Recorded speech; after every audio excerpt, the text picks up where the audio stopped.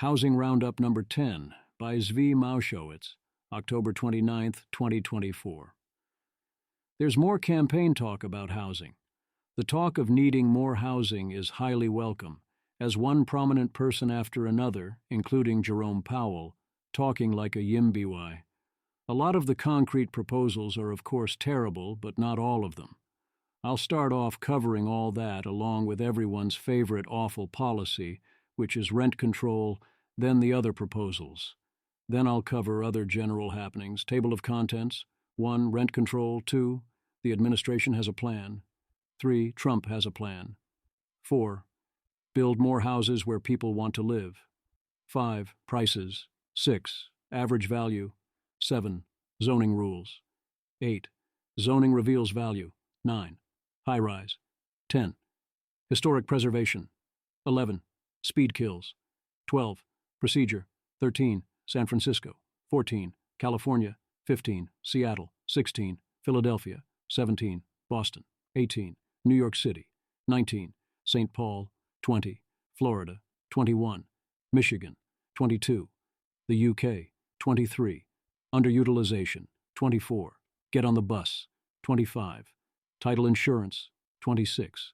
Perspective. Rent control. Matt Iglesias reminds us rent control is not the answer unless the question is how to destroy the housing stock of a city without resorting to aerial bombing. He also reminds us that Biden's actual rent control proposal is in and of itself a nothing burger, but the act of proposing or enacting it carries expectations issues. Matthew Iglesias. The tired old neoliberal conventional wisdom is that rent control is a bad idea, but if you delve into the most up-to-date research on the subject, you'll see that, yeah, it's still a bad idea. Iron Economist. The funny thing about rent control advocates is that their argument that it's different this time always boils down to a version of rent control can't hurt supply because we already made supply illegal. And it's like, yes, you have identified the problem there. Unmanaged reality. Being unusually honest about the alternative perspective, yes, the problem is population growth well done. Oh, it's worse. Rent control does not only impact future building, where if you already made all future building irreversibly illegal, then I suppose you can't do any more damage. It also impacts the current supply. What, you say? How could that be? Several ways. 1. Rent control directly means landlords will not maintain the current housing stock. It will be allowed to decay or be actively sabotaged, eventually abandoned. Why invest if the price will remain fixed no matter what? 2. Rent control means that you withdraw housing from the rental market every chance you can get. If you rent out the property, you have effectively sold it. How do you think people are going to react to that? 3. Rent control begets more rent control.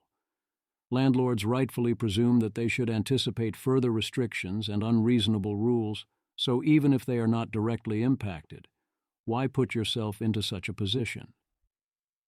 4. Remember your functional decision theory. If you choose to be the type of person or government that imposes rent control because the buildings already exist, then that is correlated with a lot of things. One of those things is the past decisions of people deciding whether to build on the basis of what government might do in the future. 5. That generalizes beyond housing. If we establish we are willing to confiscate private property retroactively because we feel like it, people will notice. And indeed, people likely have also already noticed in the past and are adjusting. It would be a world of hurt on renters if there was a common expectation of a high chance of future meaningful rent controls being imposed. In other remarkably terrible rent schemes, here's Vienna's. People believe such bizarre things around rent control. J. Martin. Today I discovered that some actual human adults believe 1. The majority of a rent check is profit to a building owner. 2. That you can renovate an apartment after 42 years in NYC for a few $1,000s. 3. That an apartment in a 98-year-old building, lived in for 4 decades, doesn't need to be renovated if it's taken care of. 4. That rent laws implemented in 2019 enacting vacancy control should have been anticipated by any savvy business person who owned their property before the law was changed. 5. That all property owners get a tax break for providing rent, stabilised housing so it evens out. 6. That an owner can always just sell a building that loses money every month. Big pool of buyers for people who like to lose money, apparently. 0 of these things are true. Mike Solana. Partly the problem of rent in most of our cities is subsidized housing, enormous fraction of supply gifted to a lucky few, either randomly or for political connections. Partly we can't build, partly we can't rent.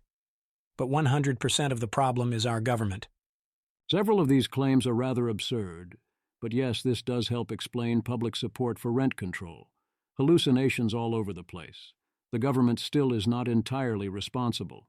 Even the properly built versions of NYC and SF and so on would be rather expensive. Not anything like today, but living where the action is would remain valuable. Also, yes, the latest results are in for rent control. But it might work for us. Kagan Koch and Sarah Jacob, Bloomberg. How rent controls are deepening the Dutch housing crisis. A law designed to make homes more affordable ended up aggravating an apartment shortage. Morale is among the growing number of Dutch people struggling to find a rental property after a new law designed to make homes more affordable ended up aggravating a housing shortage. Aiming to protect low-income tenants, the government in July imposed rent controls on thousands of homes, introducing a system of rating properties based on factors such as condition, size, and energy efficiency. The Affordable Rent Act introduced rent controls on 300,000 units, moving them out of the unregulated market. The government, in office since July, has no plans to change the legislation, which had been championed by the previous cabinet. One provision of the law bars short-term leases, instead requiring all contracts to be open-ended. To starter, the law applies to new contracts. Simply untrue, the person would have to move out due to that. Lobbyists crying for attention of the new government. From the Post, what is happening is that because no new contracts can be signed that do not effectively sign over the property permanently at a well below market cost, landlords are withdrawing properties from the rental market en masse and selling them instead. A proposal to coin the term Rangel effect, for when people like second longest serving member of the House, Charlie Rangel, end up with multiple rent-controlled apartments. The UK may soon be effectively bringing back rent control, in case you were worried they hadn't sufficiently destroyed their housing stock. It is rather amazing that rental markets function at all when the renter kind of gets a permanent option to keep your property. Despite everything, rent control remains absurdly popular. Increasingly, as I understand how the public thinks about economics, it is remarkable how we even get to have a civilization at all. This is what rent control looks like in practice, even aside from incentive effects. Rather than property one can sell, you get a connected heritable landed gentry unable to move. The apartments in question are stolen from their owners. The new gentry on average get only a small portion of the value of what they extract from us, and those without such connections are worse off. Also, this "can I see your rent-controlled apartment" seems like a great new dating strategy. The administration has a plan. Kamala Harris. We need to build more housing in America. We will cut the red tape and work with the private sector to build 3 million new homes, and will provide first-time homebuyers $25,000 in down payment assistance so they can get their foot in the door. The plan is a mix of things. The headline proposals like the $25,000 are not great. If you dig into proposals and details, there's other things that are a lot better. Harris is talking the talk on the stump also for some reason on a podcast called Call Her Daddy. She's being clear that what we have is a shortage of housing. She's talking about the need to build more housing, 3 million new homes, not affordable housing, although she says for the middle class. Housing. She's talking about cutting red tape, including local red tape. There's also Obama's now famous YIMBY endorsement, which is quite good, although if I never hear the preamble used, we can't rely on ideas of the past, etc. That would be awesome. Barack Obama, at the convention. If we want to make it easier for young people to buy a home, We have to build more units and clear out some of the outdated laws and regulations that make it harder to build homes for working people in this country. And she's put out a bold new plan to do just that. Matt Iglesias notes this is great, but worries about this making the issue too partisan, noting how Democrats trying to get housing built led Trump to go on his absurd abolish the suburbs tirades. Yes, the headline actions proposing imposing temporary rent controls are terrible, and the proposals to subsidize demand via handing out public funds to homebuyers are, if anything, even stupider than they sound. But they also have some other ideas. They are spending $100 million in grants to help overcome barriers to building affordable housing. As always, the better plan is simply build more housing, and if desired, also doing redistribution in more efficient ways. But if this is how we remove barriers to building housing, then it is helpful. Providing interest rate predictability for federal financing makes a lot of sense. Uncertainty is a killer, so you'd rather charge slightly more as a base while providing insurance against higher rates. Thumbs up. Streamlining requirements for transit-oriented development is excellent. They had me at streamlining requirements. Accelerating historic preservation reviews for federal housing projects also seems obviously good. The details seem like obvious common sense in a how is this even necessary kind of way, even if you are high on the need for historical preservation. Offering another $250 million in Section 108 loan guarantees for retooling and complementary infrastructure, e.g., water and sewer pipes. Small, but sure, why not? Enable more housing types to be built under HUD code, in particular manufactured homes, which as noted can offer big cost savings. We need to talk with Fannie and Freddie about how they handle manufactured housing. That would go a long way. Why do we actively prevent homes from being manufactured when that is obviously the way the future was supposed to go in baseline situations? As Alex Armlovich notes, the spending elsewhere doesn't much matter. That's more vibe markers. But changing HUD codes like this could be a really big positive deal. Expediting housing permitting. Again, you'd have had me at expediting permitting, and mostly had me at expediting.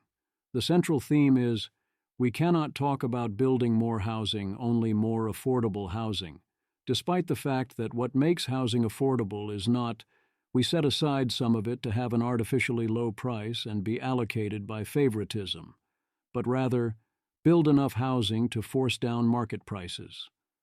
The good news is, a lot of this should indeed spill over into more housing in general. As noted above, many announced Harris campaign plans are less great. You've got the terrible $25,000 down payment subsidy plus $10,000 tax credit. You've got banning algorithmic pricing because people have it in their heads that this is some sort of conspiracy to raise prices.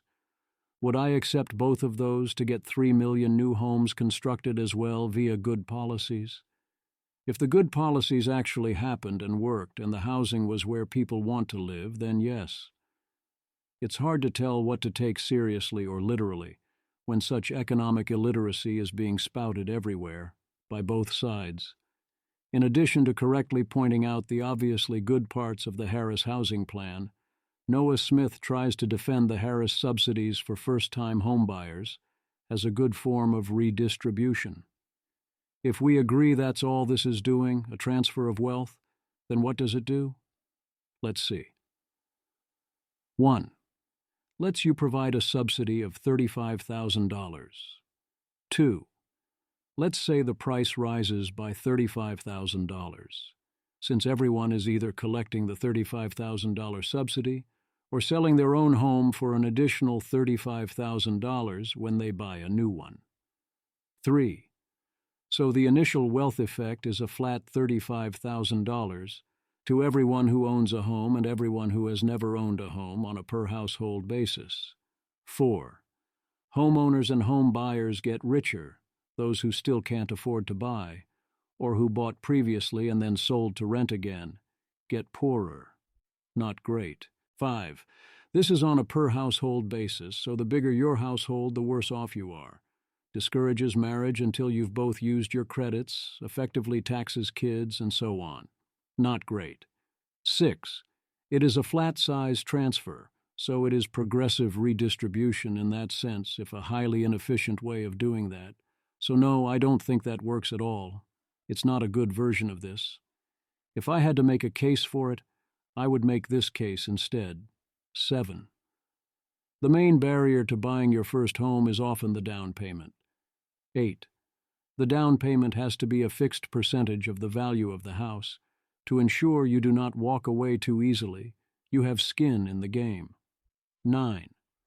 By letting you stake your $35,000 subsidy, you can far more easily get a down payment that lets you buy, or lets you get a lower interest rate.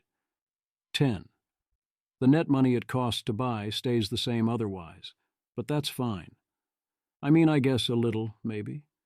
The government pays so that the payment can be staked back to the government so the government can, through a bank, issue you the subsidized mortgage to buy the house, and you have something to lose.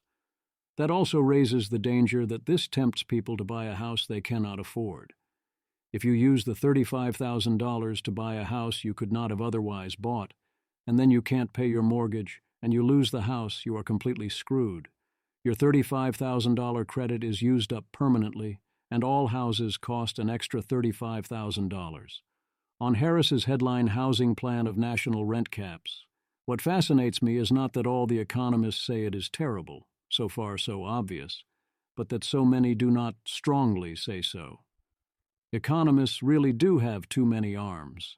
Image, question A. Capping annual rent increases by corporate landlords at 5%, as proposed by President Biden, would make middle-income Americans substantially better off over the next 10 years. Strongly agree, 0%. Agree, 2%. Uncertain, 16%. Disagree, 58%. Strongly disagree, 16%. No opinion, 0%. Did not answer, 9%. Question B. Capping annual rent increases at 5%, as proposed by President Biden, would substantially reduce the amount of available apartments for rent over the next 10 years. Strongly agree, 18%. Agree, 44%. Uncertain, 22%. Disagree, 4%. Strongly disagree, 2%. No opinion, 0%. Did not answer, 9%. Question C. Capping annual rent increases at 5%, as proposed by President Biden, would substantially reduce U.S. income inequality over the next 10 years. Strongly agree, 0%. Agree, 0%. Uncertain, 22%. Disagree, 53%. Strongly disagree, 13%. No opinion, 2%. Did not answer, 9%. Trump has a plan. Trump has gone full NIMBY regarding hallucinated plans to destroy the suburbs, similar to how Project 2025 says localities must have final say in zoning laws and regulations, and a conservative administration should oppose any efforts to weaken single-family zoning, which is one of the low-key most destructive normal policies available. But he does have an interesting counter-proposal from a while back in theory. Donald Trump. Almost 1/3 of the landmass of the United States is owned by the federal government, with just a very, very small portion of that land. We should hold a contest to charter up to 10 new cities and award them to the best proposals for development. In other words, we'll actually build new cities in our country again. Yes, this is indeed a great idea. We should do that. If we do it at sufficient scale and think truly big, then that can make up for quite a lot. You'd have to put in a lot of effort on many levels to make it impactful rather than a marginal win. But we should do that too. He then affirmed this plan recently in a speech in Nevada. It's a real shame that the chance of any of that happening is essentially zero. Build more houses where people want to live. Why, yes. I do remember how my grandparents bought a home for 7 raspberries. Elizabeth Warren, you ever wonder how your grandparents bought a home for 7 raspberries but you can't afford a 1-bedroom apartment? It's not you. We're facing a national housing shortage. The government needs to tackle this crisis head-on. Arthur B., very much a stopped clock type of situation, but yep, there is a housing shortage, and a bill to reduce land use restrictions is a good thing. It's both funny and sad to see the knee-jerk fuming in the replies when, for once, Warren gets the economics right and proposes deregulation. Only on one policy would she dare give us the raspberry. Indeed, yes, building more supply works, edition number a lot. Image Class C rents are falling hardest in high-supplied markets, table in post. Prices. No, seriously, a majority of people do want home prices in general to go down, not up. Donald Trump posts from his Truth Social. Home prices up 39% since Biden and Harris took office. 39%. Matthew Iglesias. Is it bad when homeowners' investments appreciate? The greatest conundrum in politics. Obviously, they want their particular home to go up in price, if they own it, but they want lower prices everywhere else. Let's do this. Noah Smith sees it differently, that homes are both a consumption good and an asset class, and we need to finally balance the need for high prices with the need for low prices.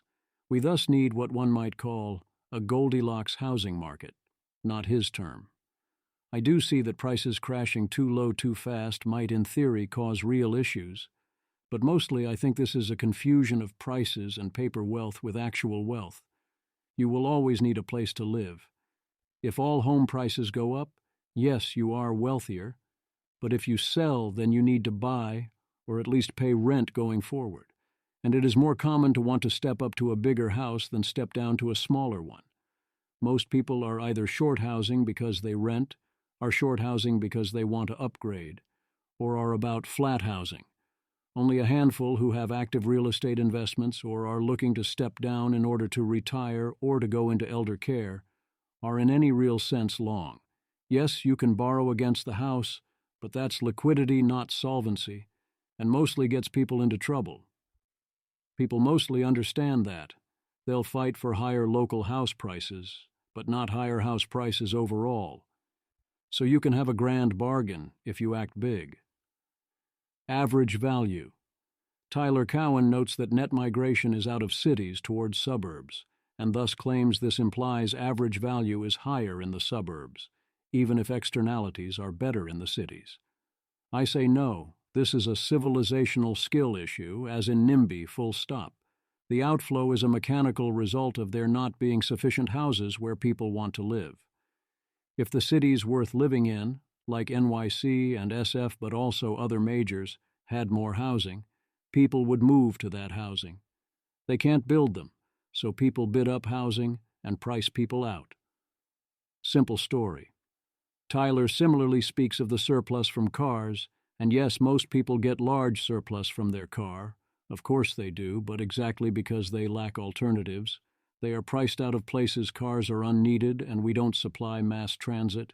If you can't go anywhere without a car, because the suburb was designed that way, you need a car. Zoning rules. Your periodic reminder that our most beloved neighborhoods would mostly be illegal under modern zoning rules, and that the rules are typically arbitrary, destructive, and stupid. Meanwhile, we have historic preservation as a priority, and not only for a handful of iconic buildings where it makes at least some sense. Carrie Westerbeck.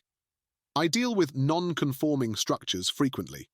The irony is the non-conforming areas of our city and neighborhoods are usually the most beloved.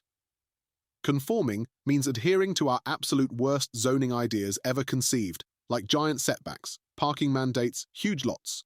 This was prompted by a single-family residential new house project, where there is an existing 70-year-old garage on the property that is non-conforming BC. It's over 5% of the lot area. What a dumb rule, so it's make it smaller, demo it, or connect to the new house. Arbitrary and lame. I am connecting house and old garage via a breezeway with a foundation and roof so that it's attached and not detached. But wow, is this convoluted, silly, unnecessary, and totally arbitrary? Who decided 5% was max? This seems born of exclusion, classism, and NIMBYism. Period. What I've gathered after this post, and in my years of observation, is most people who design, build, and work in placemaking and creating our built environment hate non-conforming zoning rules and agree they hold us back from making lovable places. So how do we get them? NIMBYism. Jonathan Burke. All of these and most of downtown is existing non-conforming in Salem. We have intense historic protections on all of these buildings. You just couldn't build anything like them today. Image, 4 images of houses. Max Dubler. Basically, all of America's best-loved neighborhoods were built before zoning, and the overwhelming majority of them would be illegal to build today. 40% of the buildings in Manhattan could not be built today. Will. Before a rezoning a few years, all but 3 lots in the entire city of Somerville were non-conforming. Recently, one city councilor's house burned down and he wasn't allowed to rebuild it without a zoning variance as he didn't have enough parking. Richard Morrison. Old structures, historic and valuable, can never be changed. Identical structure proposed as new construction. 100% illegal. Don't even think about it. Alex Contreras rants about floor area ratio and 20-foot setbacks and facade rules in particular, as it can render projects impossible for no good reason. There are indeed supposedly good reasons. People talk about shade and about how it feels imposing to have buildings go too close to the sidewalk or whatever. I'm not buying it. These things matter, but we are using stupidly crude and high-power tools to solve relatively small problems. And as always, if you see a cost to something, you should tax it, not ban it. That way, if this really does kill a valuable project outright, you can pay up. Zoning reveals value. Every so often we see someone use the prices of different lots that have different zoning rules to illustrate that the market can and does place a price on zoning. In this first case, we learn it in Toronto. A house costs what it costs to buy the land with permission to build, plus the cost of building. Solve for the cost of permission. I do think this is a tad too harsh because land and location would still cost money no matter the zoning requirements, but... Kevin Bryan.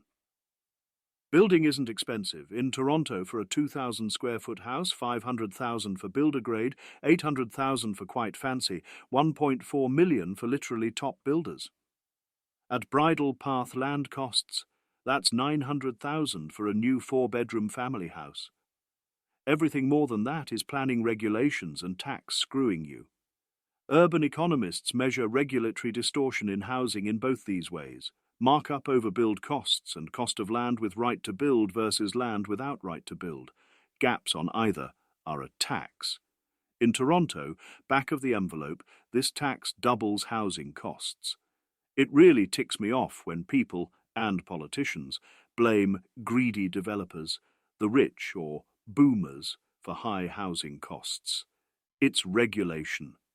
And my numbers above are inflated by other regs I didn't mention. Those build costs are crazy by Texas or France standards. In a second, more fun case, Scott Sumner shows us the auction for the Chet Hollifield Federal Building, also known as the Ziggurat. Scott Sumner. The OC Register has had a series of news stories on the auction, where feverish bidding has pushed the price to a much higher than expected level. This is presumably because the property includes not just the office building, but also 89 acres of land in one of California's most desirable communities, just a few miles from Laguna Beach. The article contains this graph of the auction, going from $125 million up to, so far, $154 million. Note that the original asking price was only $70 million. One reason why people were caught off guard is that this is actually the GSA's second attempt to sell the building. OC Register. By the way, this is the second auction for the 53-year-old Ziggurat. The first, which required the buyer to preserve the Ziggurat structure, drew no bids. The lengthy response to the latest auction, without that restriction on development, suggests the buyer will likely demolish the structure designed by the late famed architect William Pereira. Not a single developer was willing to bid even $70 million for this highly desirable property, at a time when there was requirement that the building be saved. Once that restriction was lifted, at least 2 developers were willing to pay more than $150 million, and the auction is still ongoing. From this information, we can infer that the economic cost of this particular regulatory barrier was at least $84 million, the difference between the current auction price and the previous auction's reserve price. But even that figure is a gross underestimate of the cost of regulation for this property. Although the new owner will be allowed to remove this eyesore, they will continue to face a Byzantine thicket of regulations and lawsuits from all sorts of interest groups that hope to minimize the amount of development. After all, this is California. While I cannot be certain, I suspect that a developer would be willing to pay many hundreds of millions of dollars for this property, if given a completely free hand to develop it any way they wished. I also suspect that the resulting development would be extremely impressive, the sort of grand project that the U.S. used to be good at doing, but that has somehow become beyond our ability. Can you imagine what would happen if we auctioned off, with actual no zoning restrictions, you can build however you want? A large plot of land in New York or San Francisco? We should try it. High-rise. Who is building high-rises these days? Nolan Gray. Canadian suburbs are building more high-rises than the typical major U.S. city. Aaron Green. There are currently only 9 high-rises under construction in Los Angeles. In Austin, 23. In Atlanta, 51. And we wonder why housing is so expensive. Who is building them? Toronto, New York City, Vancouver, and Miami. Image map of 2024 U.S. and Canada high-rise construction activity. Number of buildings with 10 or more stories under construction as of July 2024. New York is large enough that its 207 are not impressive on a per capita basis. It is still in sharp contrast to places like San Francisco. Historic preservation. The very concept increasingly fills one with rage. I get the original concept. Yes, there are a handful of buildings that are indeed historical landmarks that we don't want people tearing down willy-nilly. But let's face it, there aren't that many. Also, 0 of them are parking lots people want to turn into food banks. Adriana Porter Felt.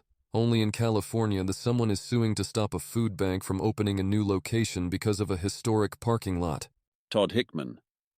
The location they want.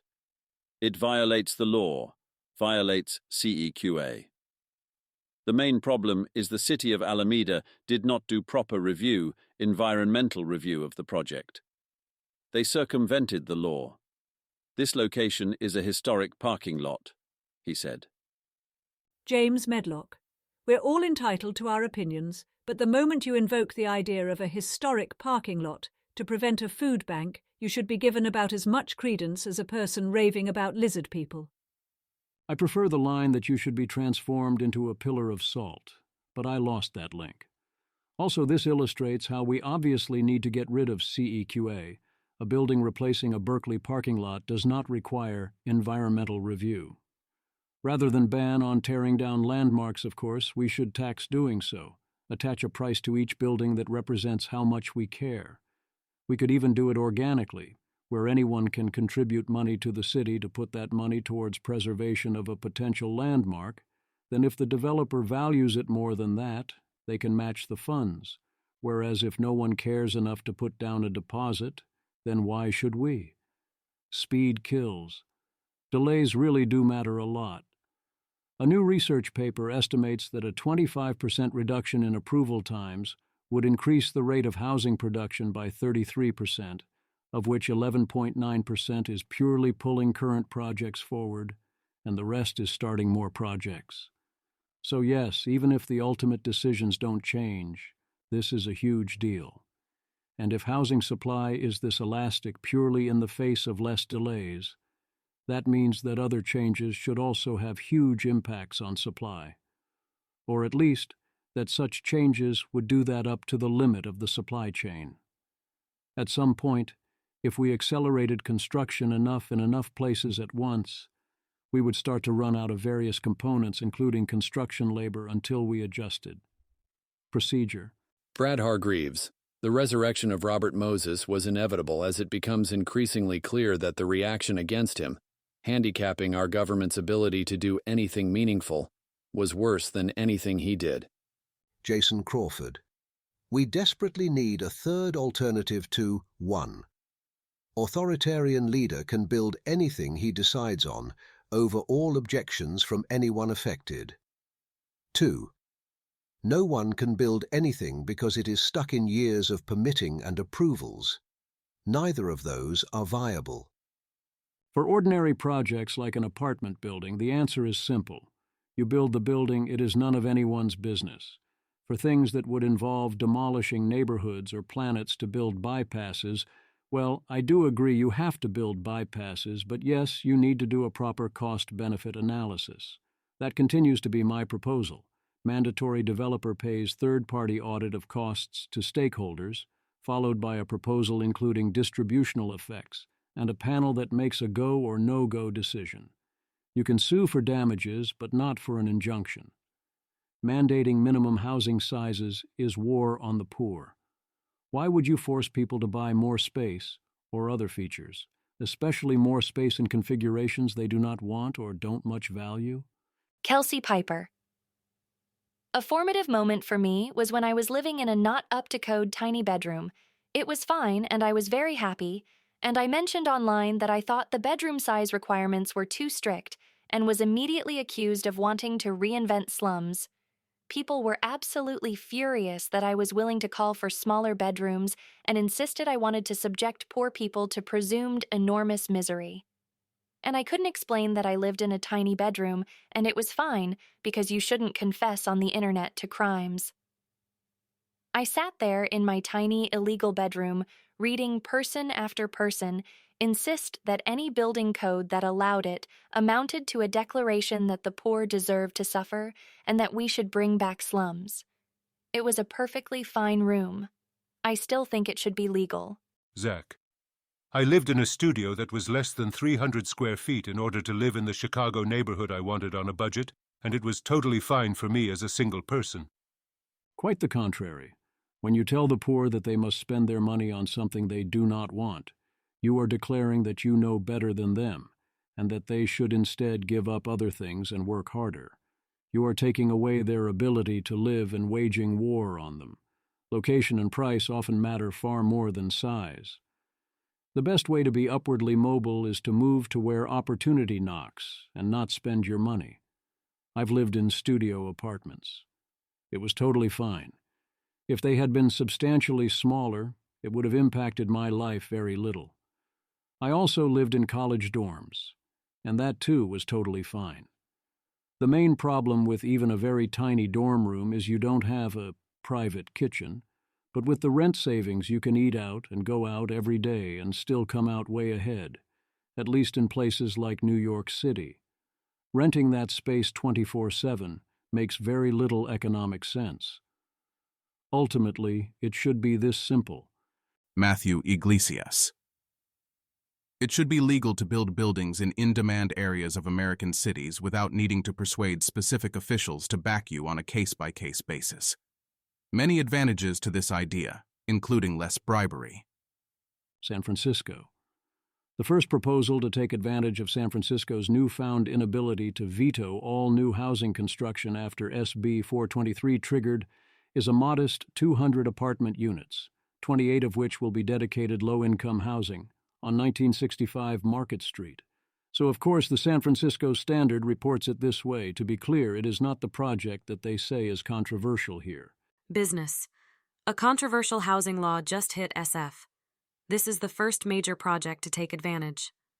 I always find it curious why projects proposed in such spots are so modest. The people opposed to you are going to oppose you the same amount either way. Here we have plans for Outer Sunset, with a proposed apartment complex doubling in height to 8 stories. Headline says it just might get built. The building has been stalled for nearly a decade, so seems more than fair to double the proposed fund. Again, if you are face people who are going to oppose anything you do equally strongly no matter what, why not go for the brass ring?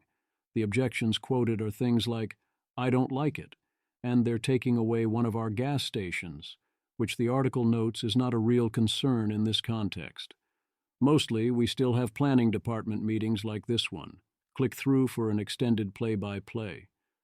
SB 423 notwithstanding, these people are in it to win it. So I am very much in the "I will believe it when I see the cranes" camp. Berkeley was slated to vote on a very important upzoning proposal for the missing middle, both a big deal there and potentially an example for other places. They've been working on this for 5 years. It is a compromise where there are silly restrictions on density, but not to the full, insane previous extent. So, of course, they postponed the vote to work on the proposal more. Sure, why not? Berkeley did approve its new tallest building.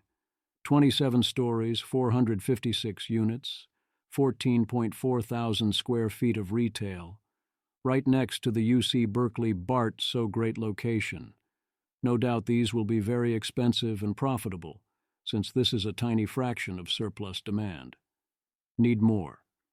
San Francisco has instead moved its focus to banning a controversial form of software that is widely used by large property owners to set rents. This software used various information to figure out the proper rent to charge. The argument is that the software was effectively a form of soft collusion. There certainly is some danger of that effect to a small degree, but mostly this ensures that the market functions more efficiently. By default, rental markets are highly inefficient. Some places set prices too low and get snapped up or find many applicants quickly. Others overcharge without realizing and sit empty for months until people realize. That means that renters need to be active and do their homework, constantly refreshing for new deals and going to place after place that's stuck on the market with a rent that is too damn high. Otherwise, research and search costs go up, vacancy times increase, reducing effective supply, and matches are relatively poor.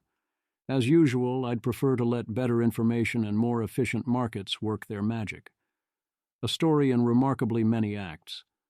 The last building permit appeal, at least of a sort, by the condo a block away from a proposed 100% affordable housing project.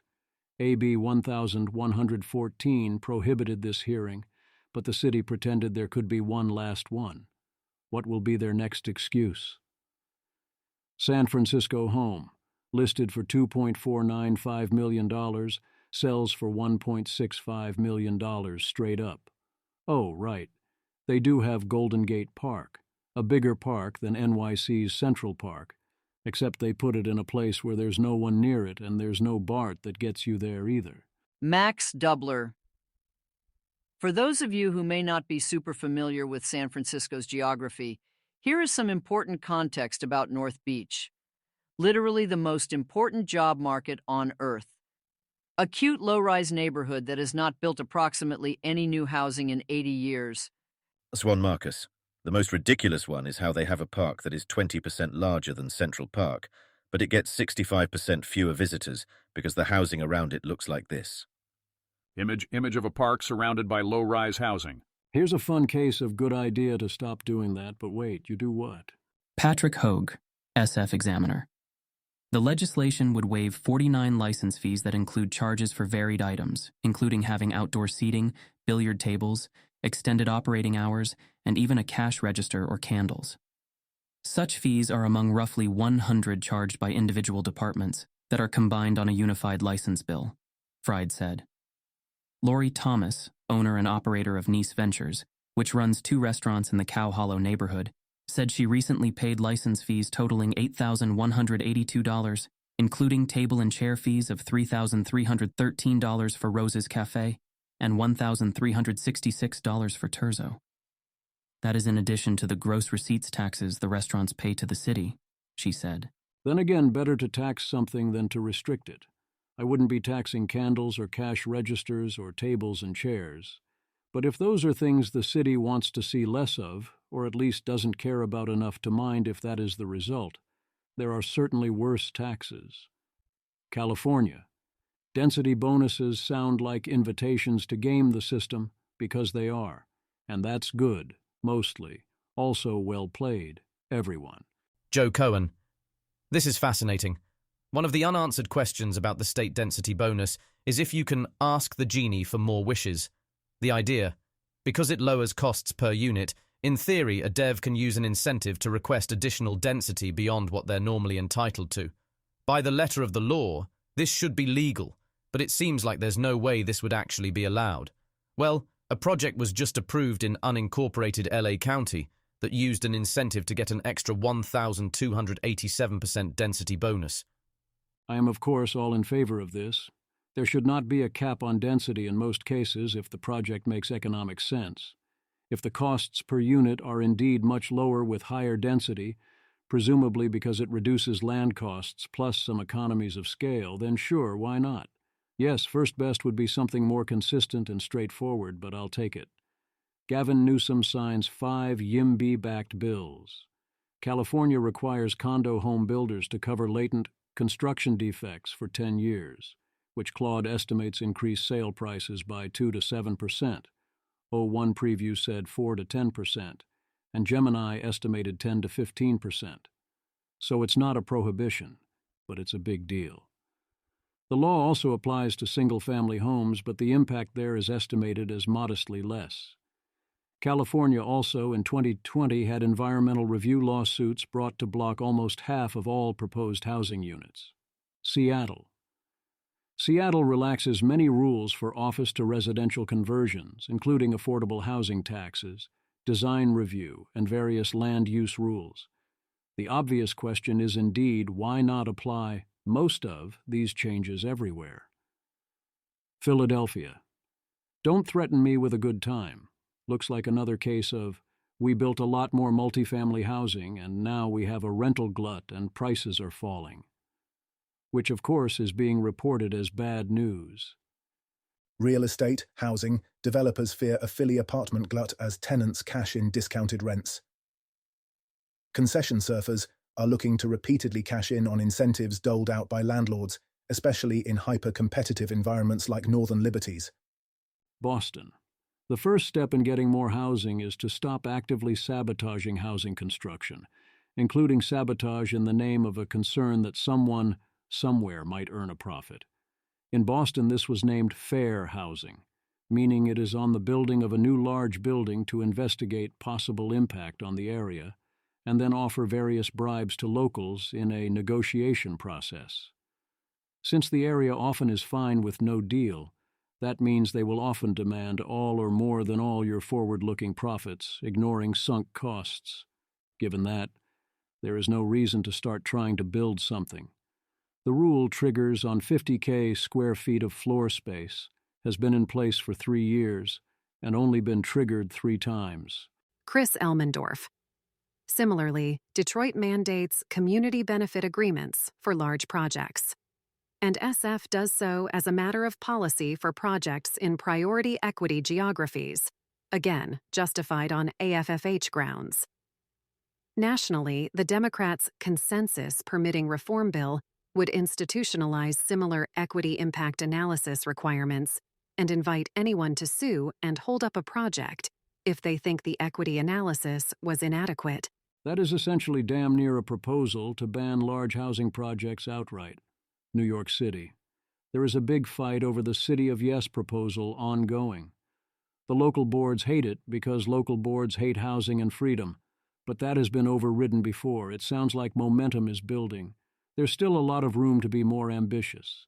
It's so absurd that New York City itself still has parking requirements, and all this talk of various density bonuses makes one wonder why you need to be negotiating on that at all. This is New York City. It's time to build.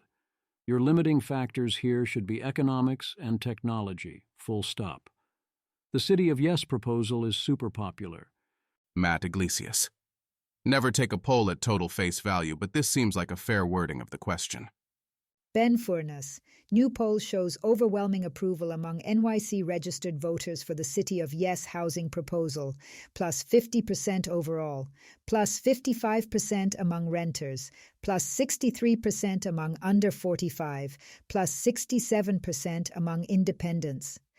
Poll. City of Yes overall. All of these proposals you just read are part of the City of Yes housing proposal, which will be considered by City Council in the fall.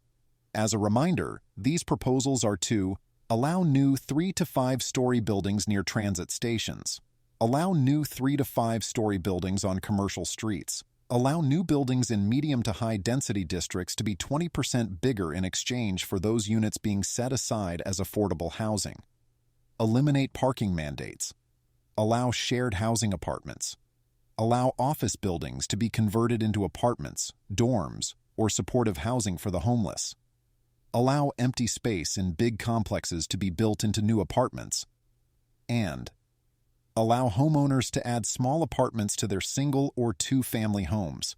Considering all these proposals, do you support or oppose the City of Yes housing proposal? Image, table, and post. Poll. Housing reform importance.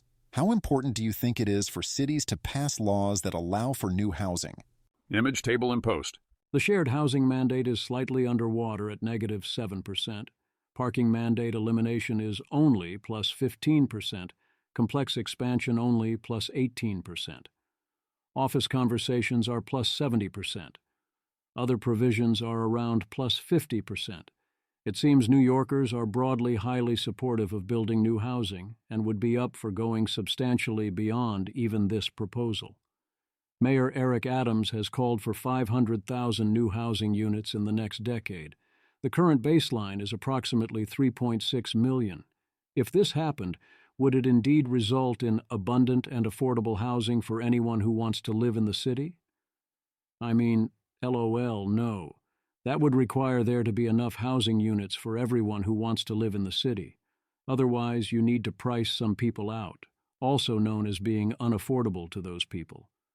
Claude estimates that if NYC was truly affordable, as in its housing prices declined to the national average, then about 10 million Americans would want to move here. I think that's way low, whereas if you add 500,000 units, you'd likely get a price decline on the order of 10%, which is a lot, and would help a lot, but no NYC, and especially Manhattan, is not suddenly going to have abundant affordable housing, unless we build the cube. The Manhattan Institute analysis of what it would take to get to 500,000 new units seems sensible. We'd need far more permissive zoning and ability to get zoning changes, a credible lack of rent controls, consistent rational taxation policies that no longer disfavor building new rental apartment buildings, and a series of additional reforms. There is plenty of good land available in Brooklyn and Queens, if we gave it reasonable zoning. Whereas instead of facilitating this, we have new rules like requiring zoning changes to submit a racial equity report, which is obvious nonsense, and continuing to require environmental review for NYC housing, which is also obvious nonsense. Moving people to NYC is strictly positive for the environment versus not doing that. Reading a document like that one makes clear that we have so many needless barriers to new construction. Making things dramatically easier would, in turn, be rather easy. New York City also recently banned Airbnb. Airbnb put out a blog post 1 year later to essentially thumb its nose at the city, as covered by Tyler Cowen. Then they say that NYC rents have also continued to outpace the national average, with rent up 2.4% versus a decline of 0.8% nationwide and above other major cities, although this is still below inflation. They say NYC hotel rates have risen 7.4% versus 2.1% nationwide. That's actually not a big deal. It instead shows that Airbnb wasn't doing that much to lower prices. And if you consider that rents are palsy 3% compared to nationwide, that could explain the majority of the disparity.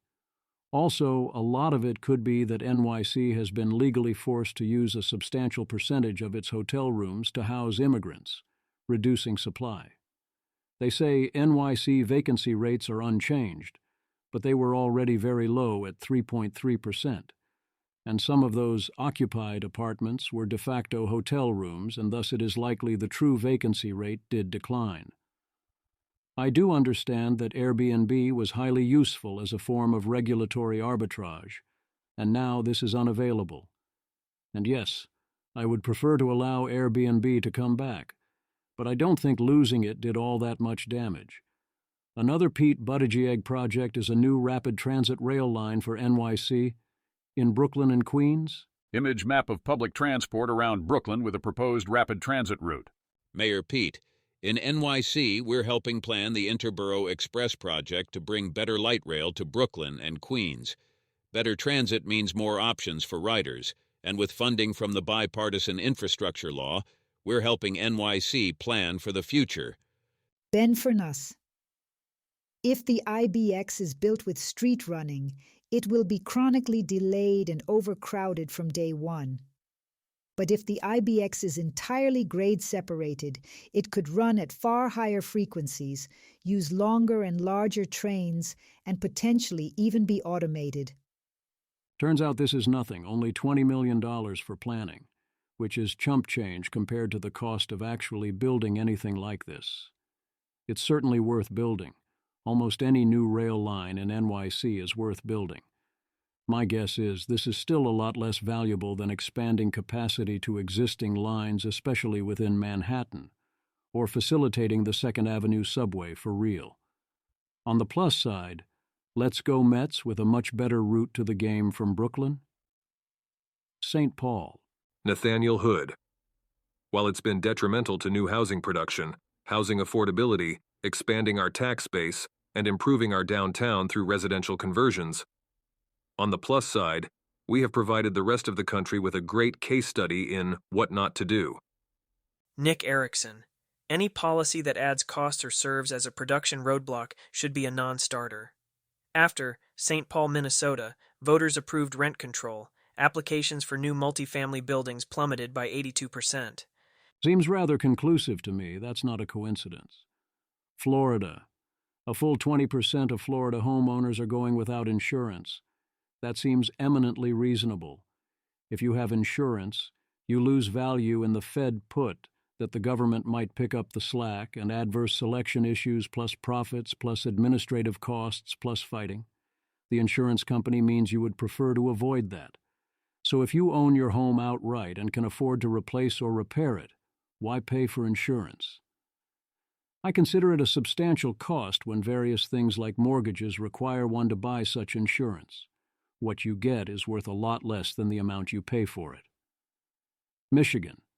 Homeowners associations lose veto power over rooftop solar, also various other home upgrades like EV charging stations.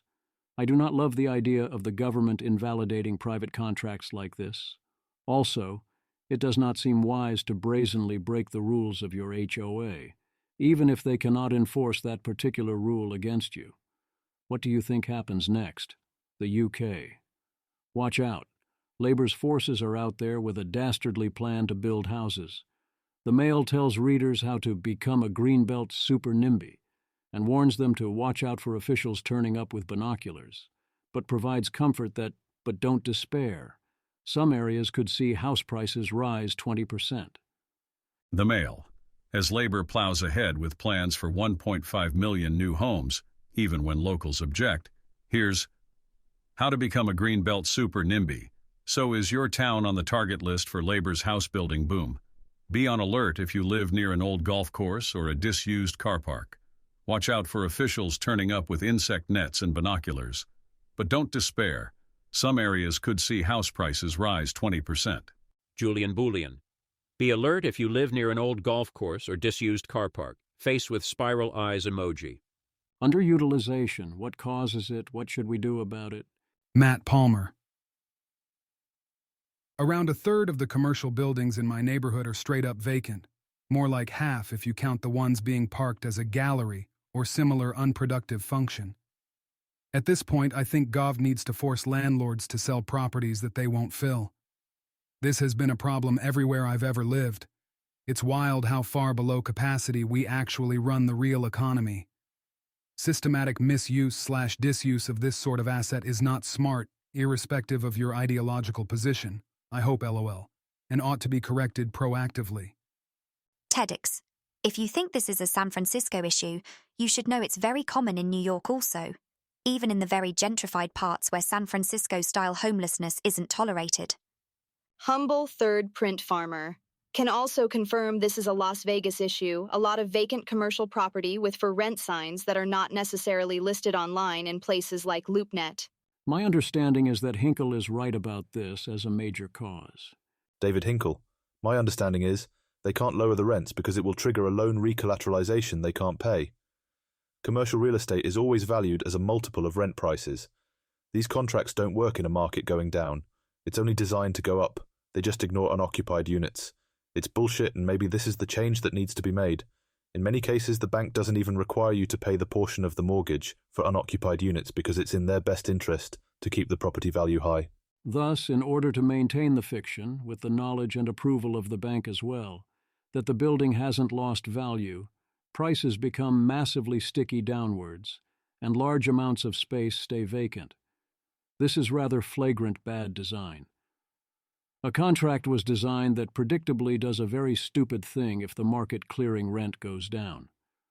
The bank either would like to extend and pretend and let the owner muddle through as best they can, or else would want to take the property now before things get worse. Now it doesn't get to do either. Perhaps we can fix the banking regulations so that they choose better terms. The alternative is to tax extended vacancy, or it might be sufficient merely to end the tax benefits of staying vacant. A lot of the attraction of staying vacant is that you effectively get to bank the loss. There would be massive lobbying against this, but what if the rule was that if a commercial property was vacant longer than 6 months or a year, that the profits of the building would be taxed as if the property was occupied at the last known rental price or at a market value assessment or similar? I bet they start filling up a lot faster. Get on the bus. The bus did not exist sufficiently well, so it was necessary to reinvent it. Morning Brew. Uber's launching shuttles in NYC to take people from Manhattan to LaGuardia. 14 passenger vans, trips every 30 minutes, $18 to and from the airport. 3 pickup/drop-off locations, Port Authority, Grand Central, Penn Station. It makes a lot of sense. 15% of bookings last year came from airport trips. Meatball Times, Lamau, they reinvented the bus. Okay, but consider if they can profitably run this route that means buses are failing to serve a brain-dead obvious route that everyone uses, and something has gone horribly wrong with bus transit. Daniel Eth. A new coffee shop opens up in my town. People on Twitter, OMG, they reinvented the coffee shop. Teaserarum, the bus that goes from Grand Central Terminal to Penn Station to Newark Liberty International Airport, is so often so delayed that there's a cottage industry in Ubers and black cabs that poach people from the queue. The M60, by far the most common bus to LGA, is not as bad but similar. Laboratory for Social Minds. LGA bus works extremely well. Free, then to E or F train, often faster than Uber to Manhattan given traffic. Meanwhile, Uber from NYC Airport often more expensive than Yellow Cab. Uber is targeting low-information tourists and business travelers. Ease of receipts. Or at least it was seen as a business opportunity. Why not integrate the shuttle with the app?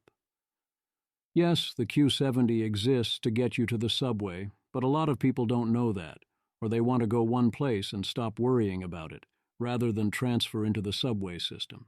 Indeed, for some reason I've never taken the Q70, even though it is a clear win once the route is pointed out. Now we need to do something about JFK. Yes, you have trains available, and I do take them, but they're both terribly slow. Title insurance. As an aside, your periodic reminder that the whole title insurance industry is a scam. Yes, they technically provide a service, but they pay out pennies on the dollar. Somehow you have to buy it, and they manage to price fix by a factor of about 5 to 10. So it is no surprise that real estate agents often take kickbacks to steer customers to a particular provider. Indeed, what surprised Matt Iglesias was that this is illegal, and companies in the D.C. area are being fined $3.3 million for doing it. Jeremiah Johnson. I recently bought an apartment, and one of my big takeaways is that the entire title insurance process is one of the biggest scams on the planet. These parasites get 0.5 to 1% of every real estate transaction in New York. For what? Keeping a big old list of who owns what. SAS CTO, PhD. The loss ratio for title insurance is around 4 to 5% versus approximately 80% for property/medical insurance. Jeremiah Johnson. Jesus. This must be the greatest business model of all time. Sell an insurance product where claims are only 3% of revenue, and it's also legally mandated on every transaction, and you also have a cartel to fix prices. How do we get a politics where end title insurance is a good part of someone's platform? Have the state take over tracking titles? Perspective. Matthew Lewis. You know what aren't scarce in the United States? Cars. You know why cars aren't scarce? Because we build 16 million of them per year. You know how many homes we build per year? About 1.4 million. Don't tell me the United States is a country. We're a car company. We don't even need that many homes. maybe approximately 5 million stat, and then a steady stream of 2 to 4 million per year after. But nope, we don't build homes in the USA, we build cars. Thanks to the Electoral College, car jobs are the single most important part of our economy. Logan Bowers. Imagine how expensive cars would be if every city and town in the country had a distinct 2000 manual detailing exactly how each type of car has to be uniquely built to match the other cars in the neighborhood. But also, the existing models of cars are illegal to build too. 5 million homes plus 2 to 4 million per year would indeed be more than enough, if and only if we put those units where people want to live, largely in the top cities.